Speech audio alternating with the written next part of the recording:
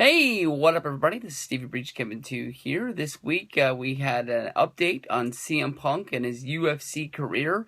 This week, CM Punk suffered a shoulder injury while training for his upcoming UFC debut, which at this point still has not been named when it's going to be taking place.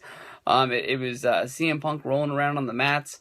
Basically, they heard a loud pop in CM Punk's shoulder. CM Punk described it as a pop that basically everyone stopped what they were doing and looked at his direction, basically because everyone knew that this was not good.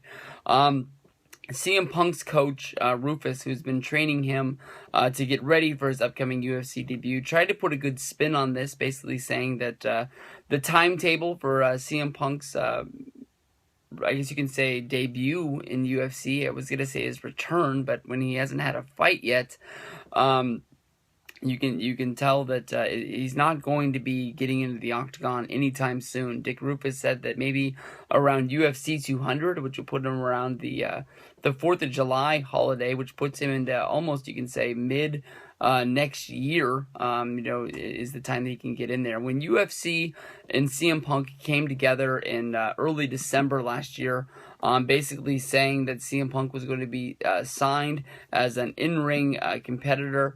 I believe it was UFC 181. It was a real big surprise. I remember sort of being...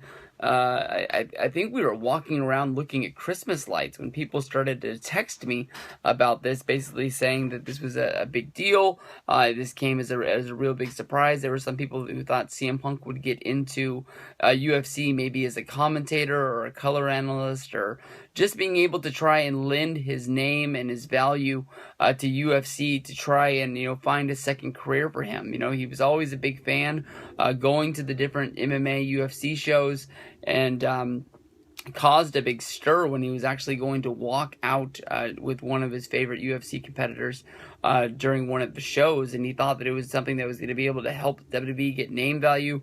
WWE didn't find a way to be able to do it, actually cock-blocked him from doing it, and then from there, Hunter Hearst Helmsley, Triple H, would go out with Floyd Mayweather and be in the background of his posse of just basically holding up a championship and never really being mentioned on television, never really being there.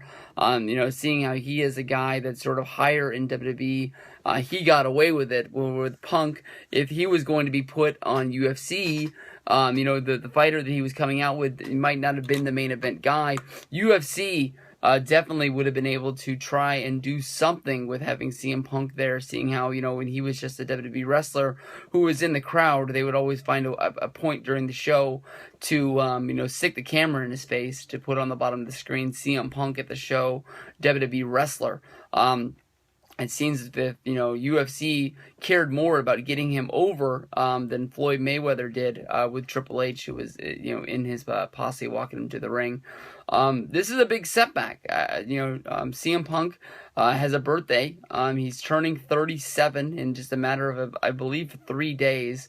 And for somebody to be making their UFC debut at the age of 37, if he's able to do it, you can't, hold it against the man for having a dream. But I don't know, man. I really wish CM Punk the best. The more success that CM Punk has in WWE, in UFC, it's better for us WWE fans. It doesn't make a lot of sense when I say it, but when Brock Lesnar was champion of UFC, the UFC people had to sort of shut their mouth about basically, it being a fake sport and the guys not being as tough as the UFC guys, because when a WWE guy is in UFC, kicking everybody's ass, holding the World Heavyweight, championship, it gives a lot of credibility, and it made a lot of blending between the two, because UFC for pre-shows for Brock Lesnar, they would have to come to WWE and they would have to ask for footage to be shown, because you can't really talk about the life of Brock Lesnar without talking about him, becoming champion at such a young age, main eventing WrestleMania. and things like that. And if you want to tell CM Punk's story of a guy being 47 years old, you can't just make him look out like he's just a guy who writes comic books and just decided to get into the octagon. You have to talk about where he came from Ring of Honor, from WWE, being one of the biggest stars in the business in 2011. Being the champion for over 400 days.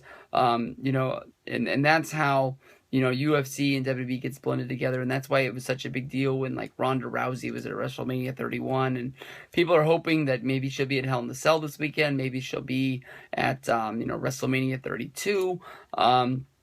We'll have to see what goes down, but it's going to be really fun, once CM Punk finally does get into the octagon to compete, but it looks like it's just going to be pushed back yet just a little bit longer.